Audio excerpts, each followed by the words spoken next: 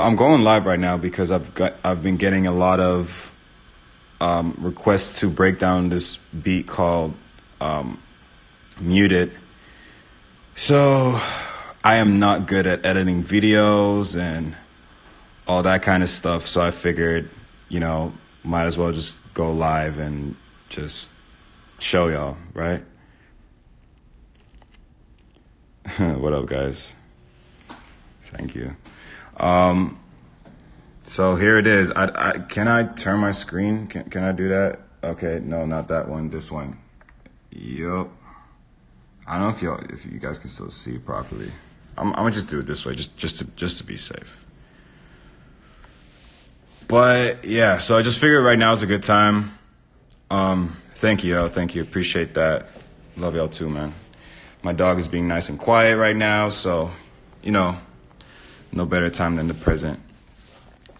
So this is the beat called Muted. I made this like a pretty long time ago, to be honest. Yeah, so honestly, I'm gonna just run through it so you can kind of get an idea of what it sounds like, and I'm gonna just break it down, and you guys can ask some questions.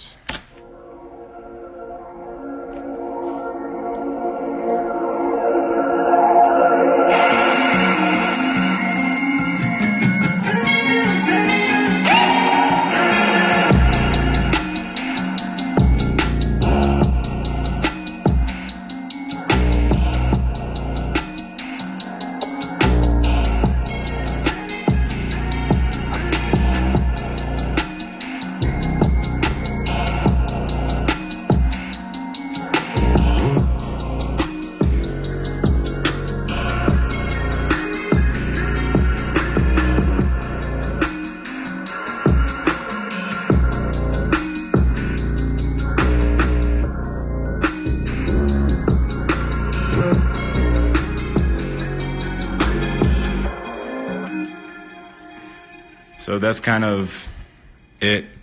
There is no second part, to be honest. It's just kind of like a loop with different edits and stuff like that. But so the melody was Omnisphere, was just I just played it on like a MIDI keyboard. But the problem is my Omnisphere always messes up and doesn't work. Like this one works and then this one doesn't work, and it's just a mess. So I just figured, okay, cool. I figured I'm gonna just print it, and I just printed it in Slicer. So yeah, and I got good old sausage fattener, convolver, Pro 2. I have no idea what I did there. And then just like a pan man, whatever. So that's the melody. And then I remember I played like guitar on this entire beat and just used certain parts that I liked, and one of them was this, and it just sounds really scary and weird. I literally just woke my dog up, but that's like I don't know, I just liked how that sounded on top of everything, and don't know what's going on here.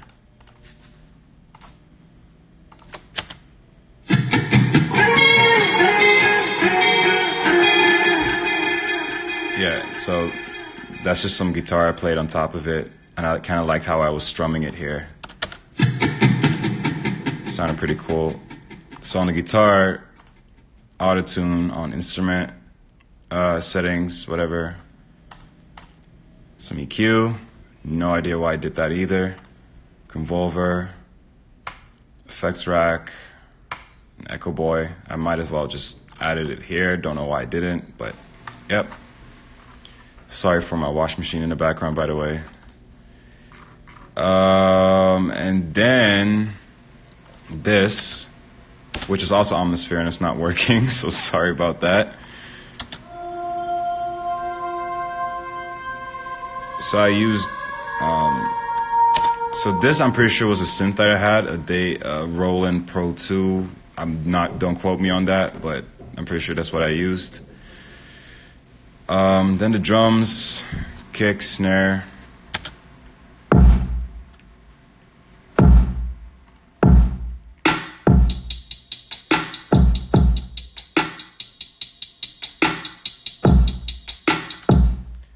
So I'm clearly clipping. This is definitely before I learned about gain staging. But hold on, let me highlight this real quick.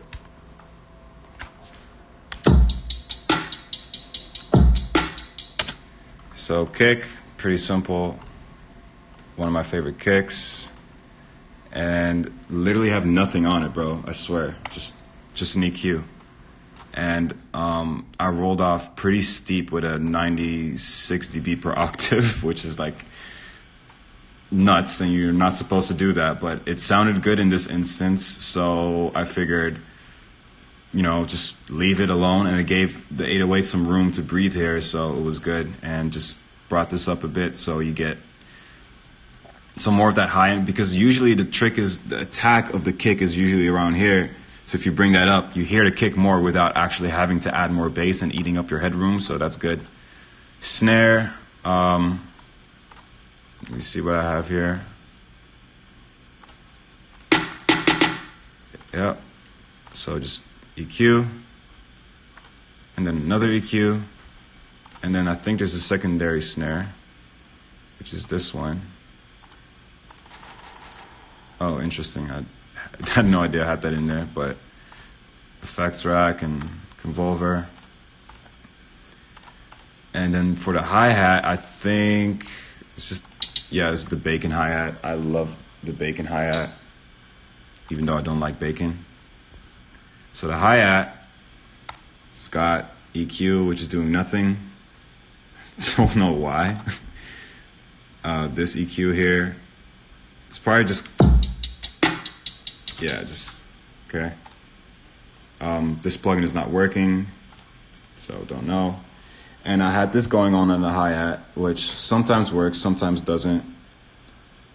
And this. I have no idea what I was doing, but but I guess it worked, so yeah. Then I have this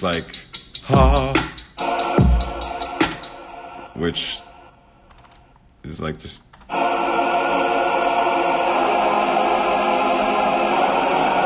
some crazy sample, but just Echo Boy.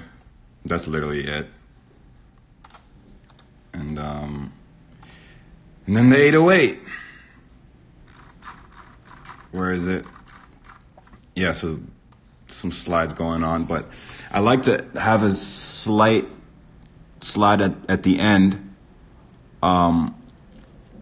so that it sounds like the 808 is ending. I don't know if that makes sense, but I'll just play it. I don't know if you guys even heard that, but it just sounds like it's ending, and it just sounds like it's kind of falling off in a weird way. And I usually have the velocity lower as well, so it just kind of works and it makes sense. Oh, and on the 808, I got the capitator. Usually I like the T style setting, whatever, but yeah, so that's what I got on there. And then just some EQ. I have no idea what I was doing with these EQs, man. Some crazy ass curves going on, but yeah. And then I don't know what this is. Just open hi-hat. Yeah, so I like to kind of pitch them up and down and do some crazy stuff with it. On here I got just EQ. Once again, the EQ curves don't really matter because it just depends on whatever you got going on with the actual sample. If you have a kick that sounds great, sometimes you don't even need to add EQ to it whatsoever.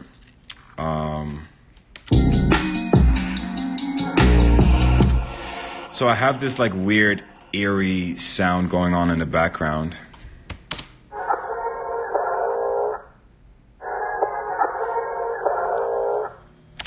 So this, what I like to do, this is one of the main techniques I use, is I just mute the melodies in the beat, and I would print that and reverse it and add a bandpass to it, and you get this cool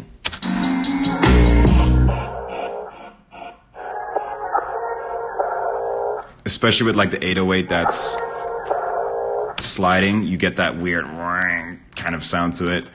I'm not good at imitating it, but yeah, so I just added some EQ, and like I said, the bandpass, which I love this. You can do so much cool stuff with the bandpass if you know how to use it right. But if I take it off,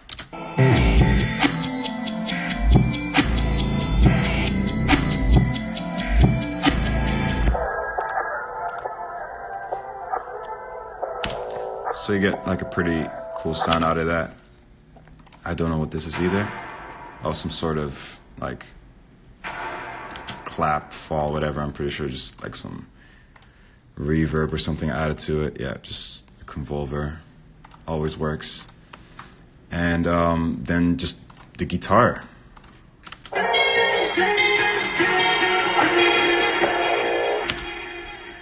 I love my Genel X. Genel X. Shout out to Genel X.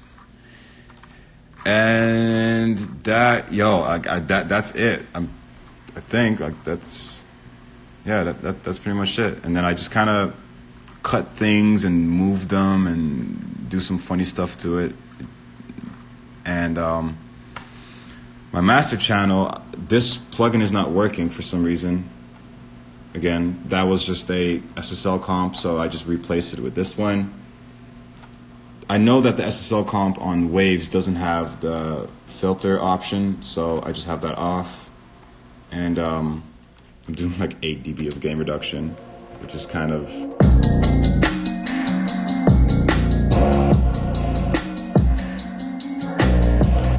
I would definitely not do that now, but it worked at the time, so I just, hey, if it sounds good, it sounds good, right? Pro MB. So multi-band, and like I said, this is definitely before I learned about gain staging. Like if you look at my meters, bro, like my kick is hitting like plus 12 dB. But you know what? If it sounds good, it's good. You know what I mean? So just leave it alone. There's no reason to go crazy and gain stage after it already sounds good. You know what I mean? You just leave it alone. Like I'm clearly clipping like plus 4, almost 5 dB. But it does I guess it gave it a certain sound and it just sounded good. And then just good old soft clipper. This is definitely different now. Like this was usually like my go-to master chain back in the day. Like now, if I'm going to be honest, like now my process would be entirely different. But this is like just, you know, beat making, and this is not so much mixing. I just mixed it to sound how I want. I just wanted to achieve that sound, and that's really it. I wasn't really trying to mix it to make it sound the craziest or the loudest or louder than sicko mode or whatever it is. You know, I just mix it to what I think was a good foundation.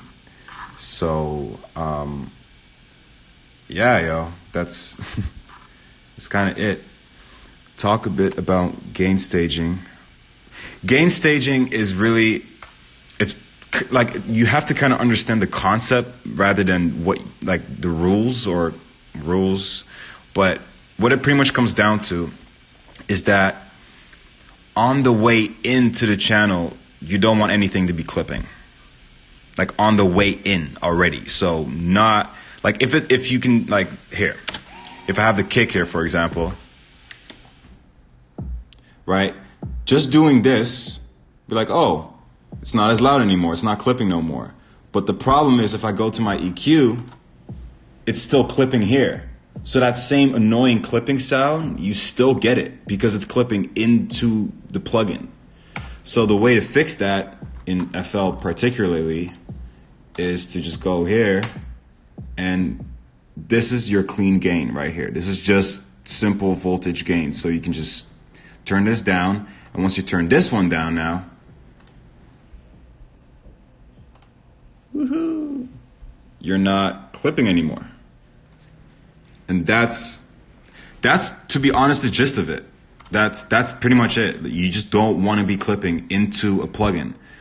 But if you like, once you understand that and you are practicing it and you're using that, the reason why that's important is because once everything that's playing right here is being added together into this channel right here, the master bus, this is all being like added together. So you get way more volume on your master bus. So you might end up clipping here, and you also don't want that.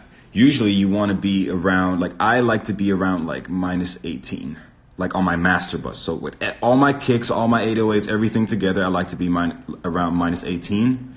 And that's a sweet spot for me. And the reason why I like to go there is because once you have all this room left here, I can just like turn my kick up and boom, I have a freaking like punchy kick without even getting near clipping. And that's really just like, that's it. You know what I mean? Like so now I messed up the whole gain structure here, of course. Don't even know how to put it back. I'm just gonna not save this beat. But yeah, let me just put this back. But yeah, even like when I make beats now, it's entirely different. And you guys didn't ask for it, but I'm gonna just open something up that's a bit different. Something that kind of follows that same structure. Yes, my kicks are usually in mono, but because I add this transformer saturation plugin that I have, for some reason it outputs to stereo, so my kicks go to stereo, which is annoying, but yeah. So this is a beat that I made with my homie Low-Key Got Heat. Shout out Low-Key Got Heat. Definitely follow him on the gram. He's crazy. So let me mute this right here. So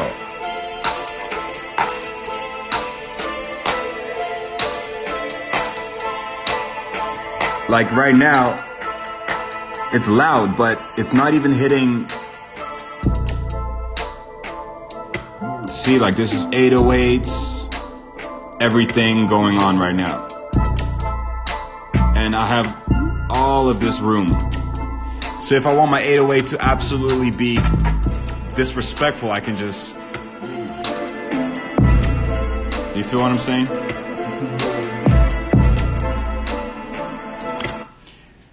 So you just have all this room left to make things loud. And I usually get it loud by what I have on my master channel, because if I turn all that stuff off, it's even quieter, to be honest. So, yeah. And what's on my mix bus nowadays is literally just this, Golfus, which is an AI EQ. And it makes, I think, up to 100 EQ changes per second, which is like nuts. And then this guy, SPL Iron, which is like, I have actual analog hardware, but sometimes when I run something through it, it gives, like, just without doing anything to the knobs or whatever, it already gives it a sound. And that same feeling that I get when I just run something through there without doing anything, I get that same feeling with this plugin. It just gives it that, I don't know how to say it, but it's just like a oomph. It's this kind of like, it adds like definitely a lower harmonic content that it's adding to it. But this thing just sounds fire, and I'm not even compressing. Like, it's a compressor, but I'm not compressing at all. Like, when even on the loudest parts where I have a kick playing,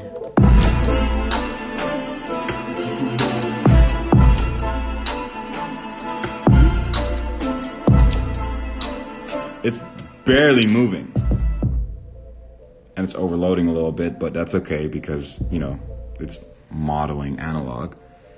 But a lot of people think that, you know, oh, I have to add this plugin, I have to get this plugin. or this compressor, this is the best compressor. There is no best compressor. I promise you that. Like, I've been in studios where they've had like $30,000 compressors, like Fairchild's or whatever it may be.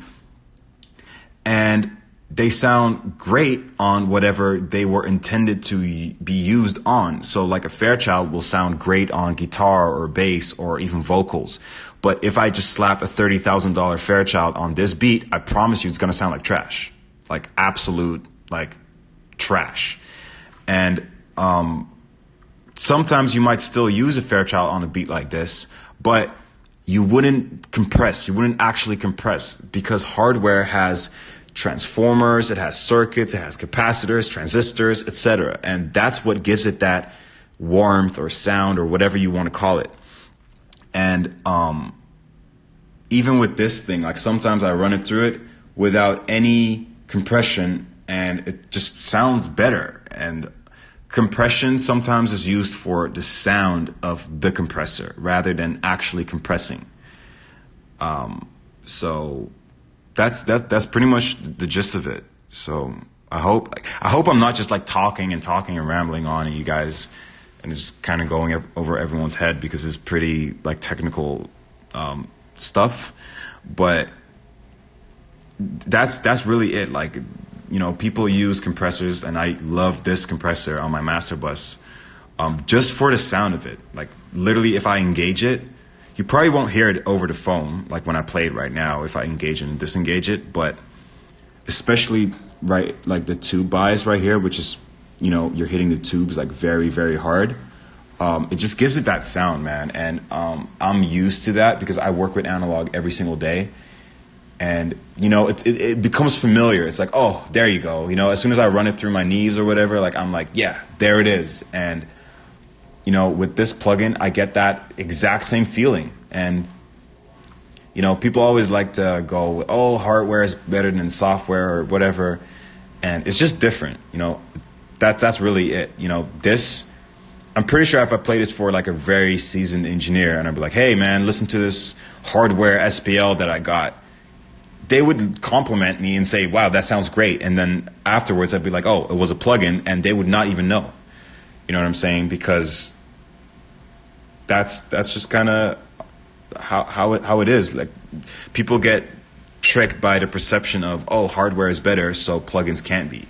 And trust me, there's a lot of plugins that can't do what like this. Hardware could never do this. I can't say never, obviously, but kind of never, to be honest. Like hardware can't do what this thing does. You know, there's not a single compressor or hardware thing that you can buy that does what this thing does. And this is digital.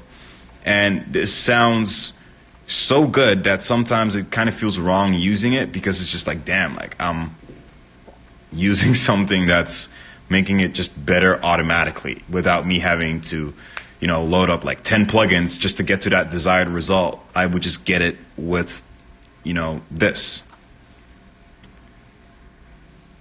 I don't really use T-Rex stuff anymore. I used to. I used to like their SSL comp a lot. But let me see. Where is it? If I still have it. This one. This one sounds really good, guys. Like really, really, really good. I personally prefer this one over the UAD one. I preferred over the Waves one. I honestly shouldn't even say prefer. Like this, it sounds more warm. This one sounds a bit more warm and realistic, and the SSL on the UAD side sounds a little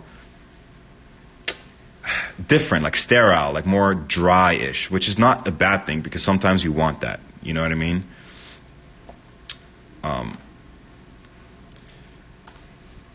Yeah.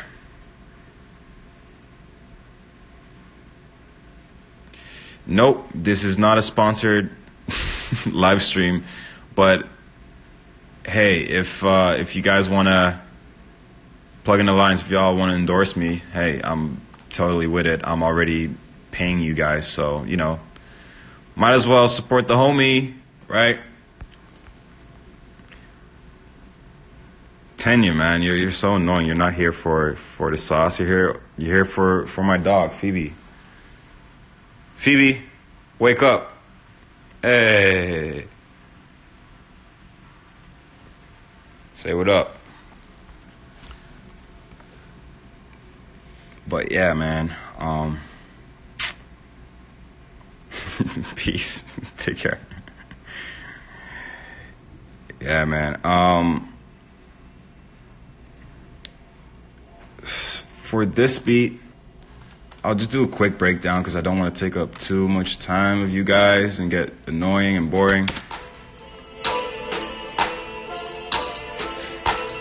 But I promise you, these days, look, these are my drums. Look, like I'm just gonna scroll through them and look at what's on my channel.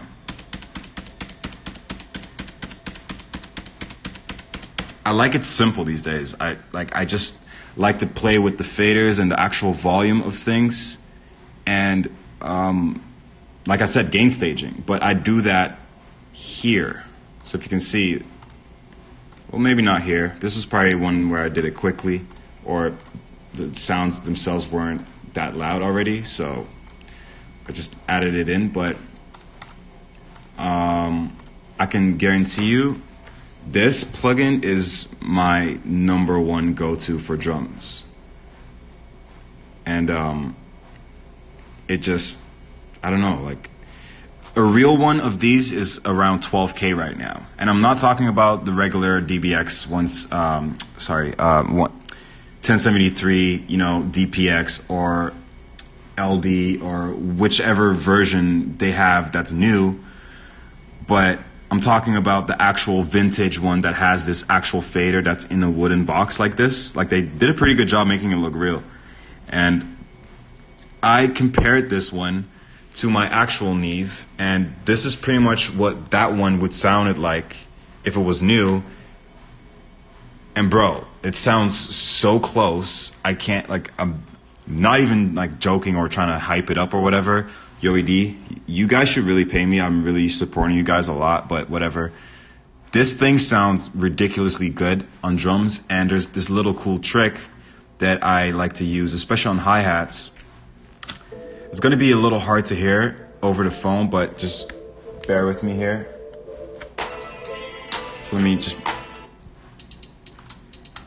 So what I like to do is, so the Neve 1073 has a line stage and it has a mic stage. So this is the actual preamp and this is just normal clean gain. So if you start to push it, obviously you're starting to like clip like crazy, but that's why there's an output. So right now I'm still clipping like into this plugin, but good clipping, like saturation clipping. And if I push it even harder, you start to really hear it, which does not sound good no more. But usually 40 is like a nice sweet spot. And then you kind of just push the high end. And level match. Level matching is the number, okay, let me pause it, yo. Level matching is the number one thing that you have to do if you do something like this. Because what I'm doing here is on purpose clipping it into the Neve, because that's literally what the Neve is known for, clipping your drums into it. But you get tricked by it being louder. Our ears naturally think that when something is louder, it sounds better. So if you just slap on a plugin and literally just raise it a little bit like that, it's like, oh my gosh, it sounds better. And you think, oh, this is it. But that's not the case. Guys, I don't use the Avalon anymore. It's a great preamp, but this like blows it out of the water, I promise you. I literally traded it in for this, and yeah, like I promise you it's worth it. So when you do that, so right now, if I disengage it, it's like significantly quieter. So I'm gonna turn it down a lot so that when I turn it back on, it's the exact same volume. Now it's even quieter.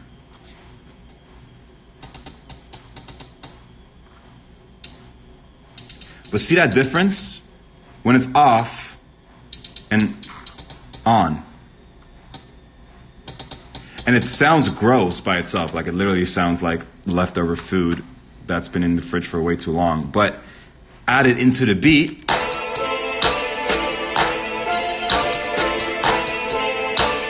It just flows and it just has this texture that makes it sound, I don't know, like cooler or whatever, I guess. And yes, I use the 1073 for kicks, snares, like pretty much everything to do with drums. I use it 1070, sometimes even melodies. Like it just sounds great on literally everything. And there's a reason why people, even today, I swear, are willing to pay $12K for one. And I'm talking about one, like mono. Like you can just run a vocal through it. Like that's it. So, yeah, it just sounds really, really, really good. And on kicks, usually, like if I have it on a kick, do I have a kick here?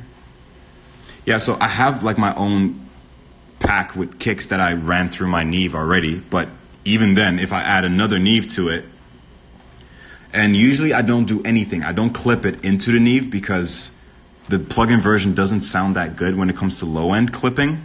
So I just usually use my real one for that. But I add a little tiny bit of 110 and it always works. Even on kick samples that you're not supposed to bring 110 up, maybe 60, 35, 110 always works for some reason on this plugin. And literally not, like, I think it's like 1 dB. Yeah, like 1.2 dB, whatever. And for the kick, I would add a black box. And I would not do anything crazy, just flat, saturation in, and just a little bit of triode, a little bit of pentode. Triode is like the sauce, I promise you. And a pull tech, which, if you guys know, there's a trick with a pull tech because these frequencies are the same for boost and attenuation, which means cut, like you're cutting with this one. So if I'm boosting 30 hertz here, I'm also taking away 30 hertz, which is like, aren't you just beating the whole purpose of it? But 30 hertz on attenuation apparently is a little bit slightly to the right. So it gives it a certain sound if you both cut and boost at the same time. And it gives your kick a really cool, like, oomphiness kind of sound to it. When I'm actually mixing for a song, usually it's just the regular DBX 160 pull tech and just parallel it. And it just works. And for the 808 here, let me see where it even is. Yeah, same thing. Pull tech, 30 hertz. I probably should have done 60 on the kick, but whatever. So 30 hertz on the pull tech and literally nothing else. And same thing, black box. And I only have it on the low one here. But it's really about like simplicity, bro. Like, you know, less is more. And it just works. And I know I talk about splitting my 808s, which, did I do that here? No, I didn't do that here. So usually I would have like my 808 muted to the master channel. So I would just take this off and send my 808 to like 3 of these. And then treat this as my sub, my mid growl, and my spread. And I would use this thing to spread it because it has like patented freaking proprietary LFO things, whatever. And it just spreads it out in a really cool, larger than life stereo field, which is pretty dope. And you can get a really cool like 808 sound from that if you do it properly. Let me put this back. So, yeah, I don't use Decapitator a lot anymore. No, I prefer the black box now just because it sounds more real and more analog-ish rather than like Decapitator sounds a little I don't know. It sounds too plugin-y, if that even makes sense. It sounds very much like a plugin rather than actual analog. The 808 I don't compress. I don't see a reason to, unless it has like some crazy spike, and in that case, it's really like I want to show you things you can actually use, so showing you this makes no sense, but I would put it on peak instead of RMS and just a crazy, crazy ratio and just take it all off and just leave it at that. But you can do that same, oops, I have no idea what I just did. Okay, sorry. If you want to do that same thing, like let's say your 808 has a crazy peak at the front of it, you can easily L2 and just put your attack on everything, freaking like 0 milliseconds, look ahead all the way up, release maybe like 7 milliseconds, and then the dynamic setting, if you guys can see it. This does use more CPU, but it does work better. Oh, and then this one, you want to link transients all the way.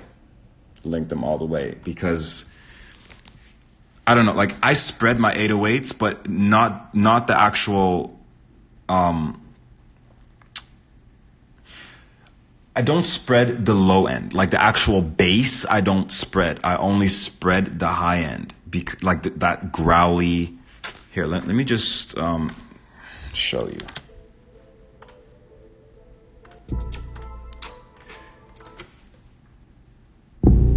So obviously, because this is over the phone, you can't really hear the actual low end, but it's really this 24 dB octave.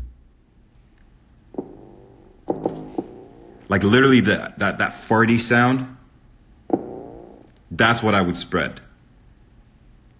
And there's different ways. Even if you don't have this, you can easily H delay, you know what I mean? Has effect. Like there's a lot of ways that you can get that same spread sound. Yeah.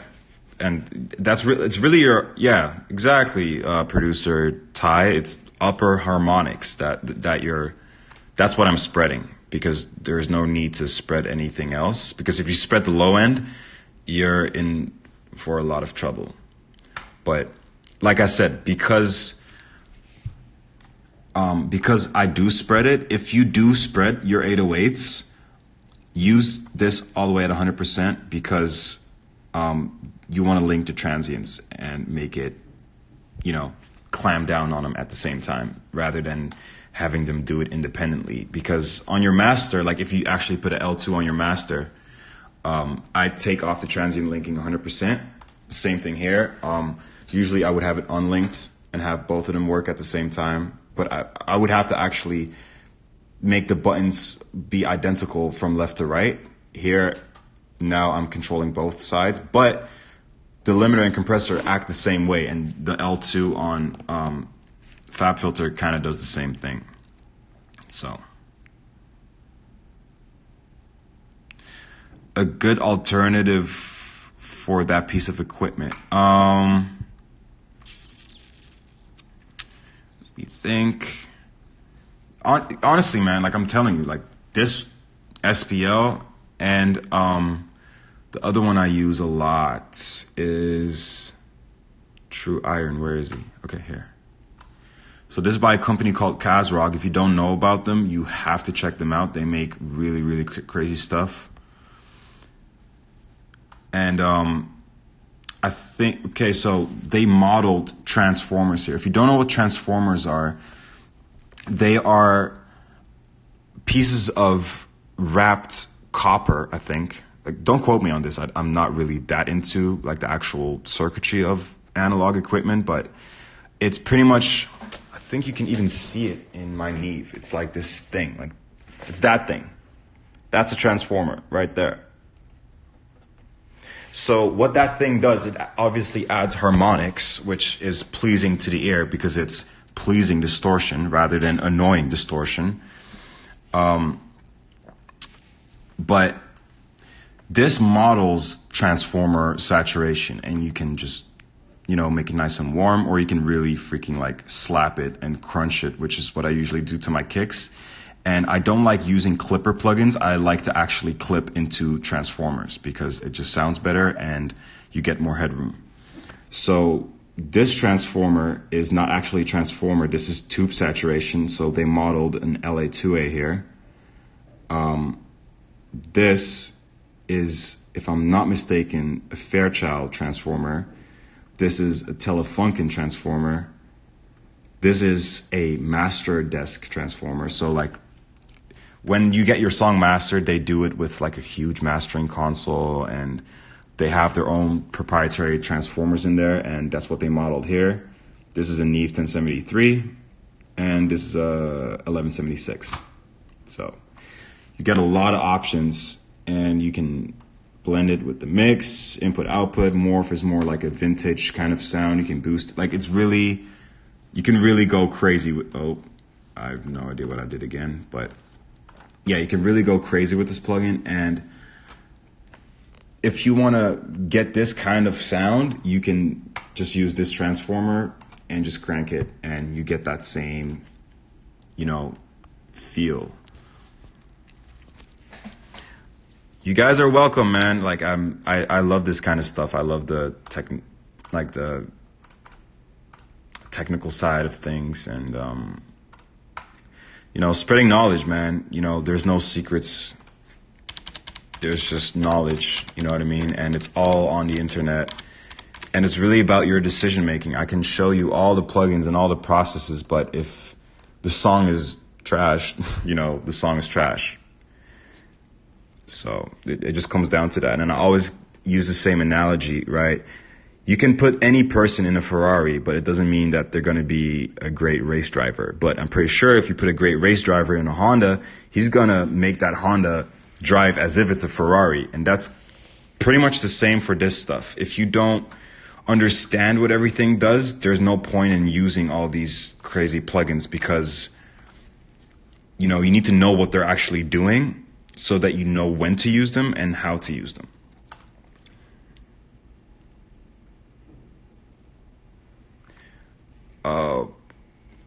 Bro, my PC is slowly dying, man. She's been very good to me, but yeah, she's I think it's like regular shit, man. Just i7, 32 gigs of RAM. I don't have a lot of storage. I just have like 3 external hard drives. I should definitely get on my game, man. Yep, it's time for me to hop on the Mac. Definitely. My mindset when I start mixing a beat, I personally don't like to think, if that makes sense. I like to just go and just do whatever strikes my inspiration at the time. I would just do it, and if it sounds good, keep it moving. I don't like to dwell too much on like one particular sound. I like to just go and get to the result that I want. Bro, it's not even a studio, man. It's just like where I live and just like my desk.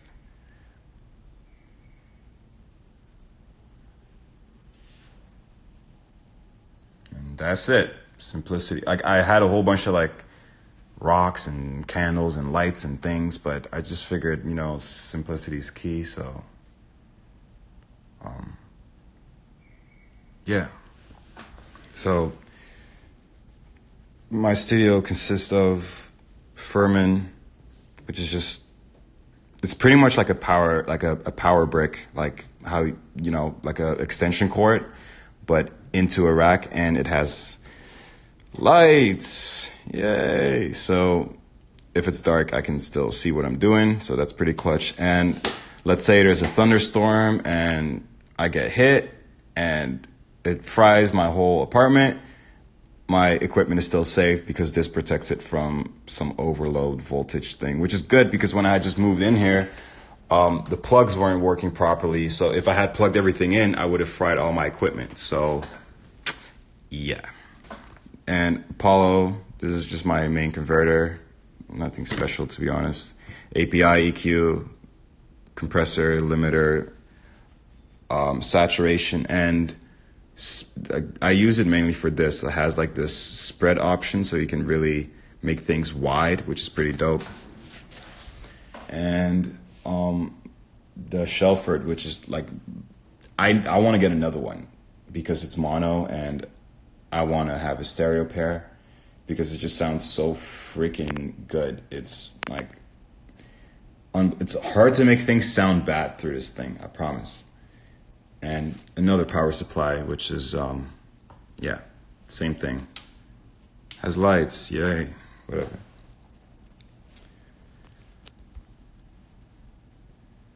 I don't like Sonar Works reference. I just don't like them, personally.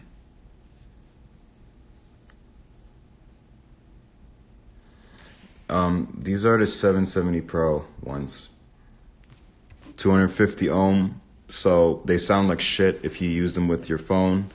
But if you have a good headphone amplifier, this is the same company. It's a Neve headphone amplifier. So it has like a lot of power. So I don't know, just sound like these sound like NS10s to me, and they're closed back. I don't play PS4. I don't even play games, bro, except for with my life. But I should read books about music. I definitely should. I don't do that enough. But hey, whatever, right? So yeah, that's the breakdown of this, man. And since you guys are asking for vocals,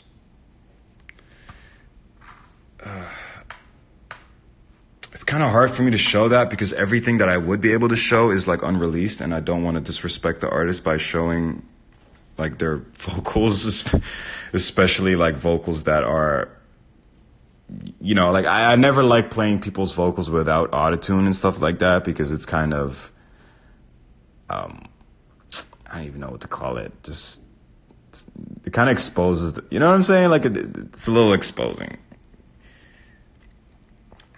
So, I think I might have one though. Hold up. I might have one that's already released.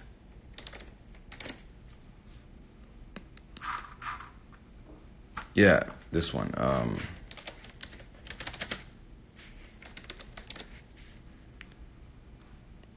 Don't know where I can find it though. I would, bro. I would spit something right now and just mix it, but I don't have a mic where I'm at right now, so sorry.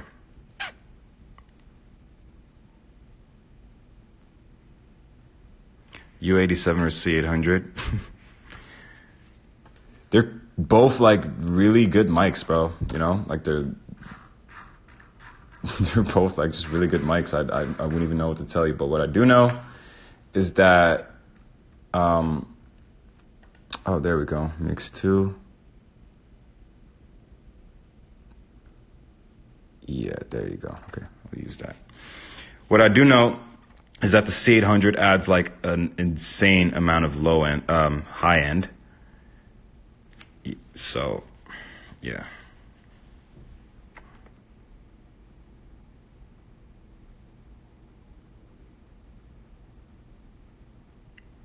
I have no acoustic treatment in my room, which is completely against everything, but I just really know what my Genelec sound like, so, you know, it just works. RC20 is like the GOAT, bro. Like whoever created that is like, by the way, guys, I haven't gone live in so long, so I don't know what all these things are on the bottom. Hold up, you can do that? I didn't even know you can like ask me questions and all that stuff, man. That's pretty crazy. Okay, cool. So this is a session that I did. This is already released right now, so I can show you. So this is like what an actual session would look like. This is Studio One, guys, so sorry for everyone that uses FL Studio. I am deeply, deeply sorry, but FL Studio One is really, really fire. It's pretty, like, I draw in all my automations, as you can see here. So, you know, I don't just add a plugin and leave it. I add a whole ton of plugins, all of these actually, and then I would automate when they happen. kind of thing. That's kind of the gist of it. In terms of vocals, I like to create movement. So let me take the automation off. So with movement, I mean, you know, each vocal, like the intro, verse, hook, they all deserve their own kind of treatment, EQ wise and stuff like that. For like, I use this noise filter thing. Don't know why. Probably for the intro. De-esser and autotune, and that's it. That's literally it. Because prior to that, I would already run it through my Neve, and it already has a sound. So on the bus, though, it's a lot of stuff,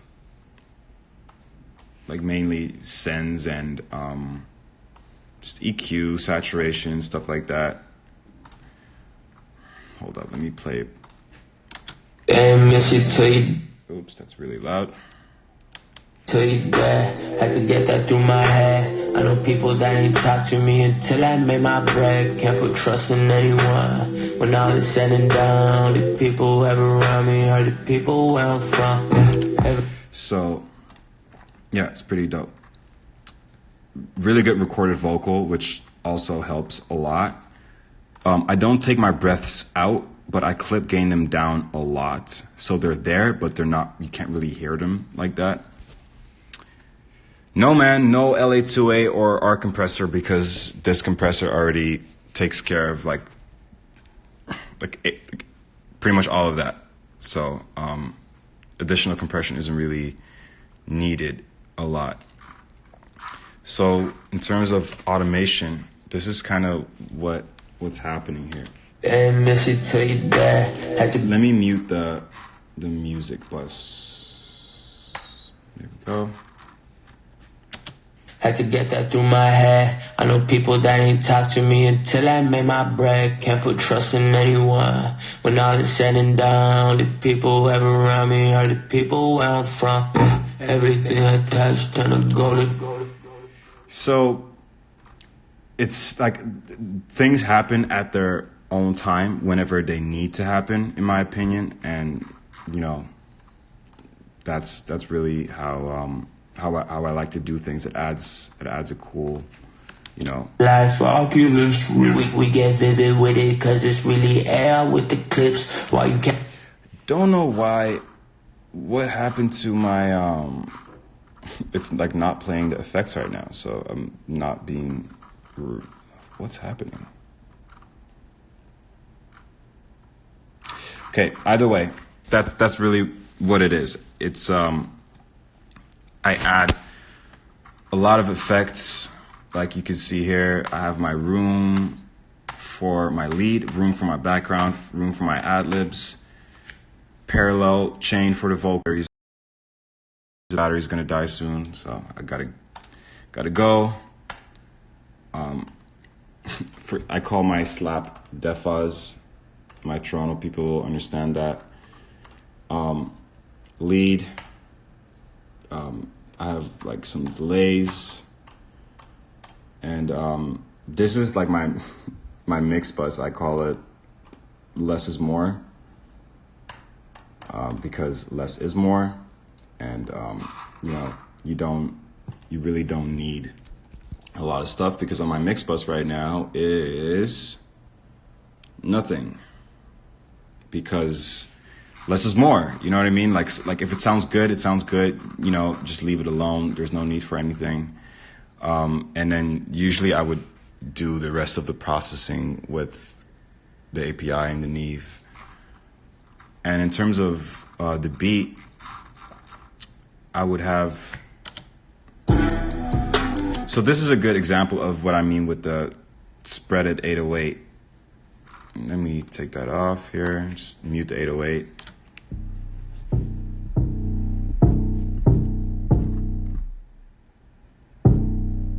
So as you can see, there's 3 of them happening right now, right? And that's because this one is my sub, this one is my mid, or I call it growl, and then this is the spread that I was talking about. And here, if I mute these two. You probably can't even hear it because it's like really low sub. This right here is the growl. Right? And then this is the spread, which sounds weird from the phone because you can't hear like how it's moving and stuff like that. But adding them all together, you know, you get a pretty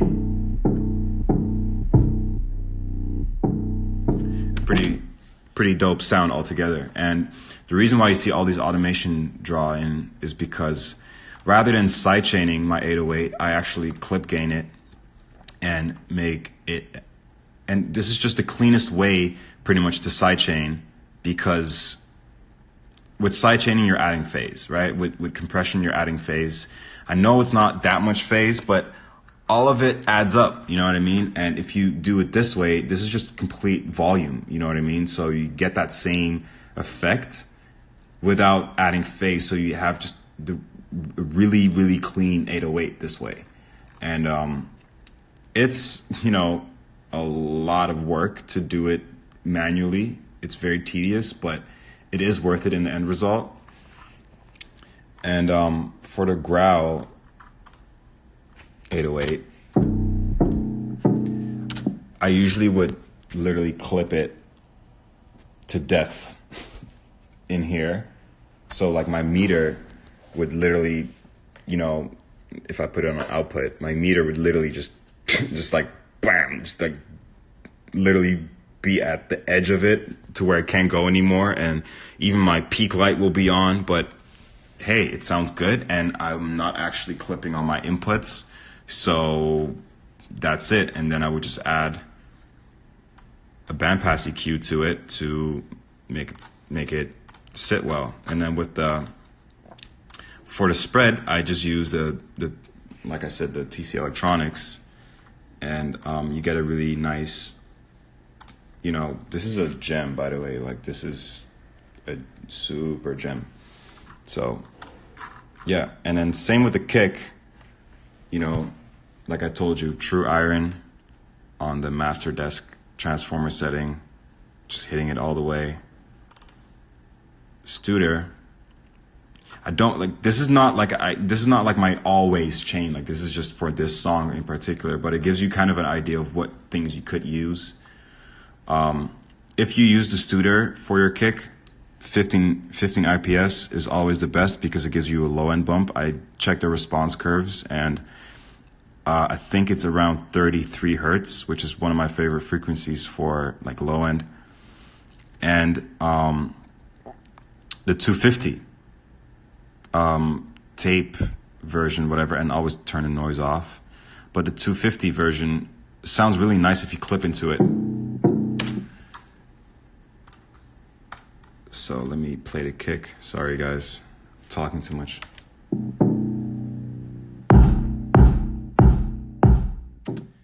Once again, I woke up my dog with that, but it's worth it to show you guys.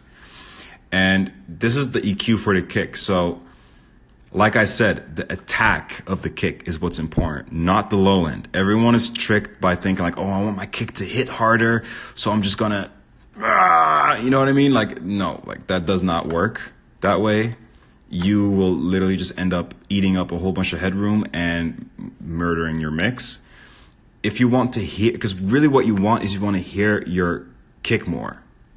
And the way to do that is by adding the attack. Why is it saying that my live is ending in 20 seconds? Why does it do that?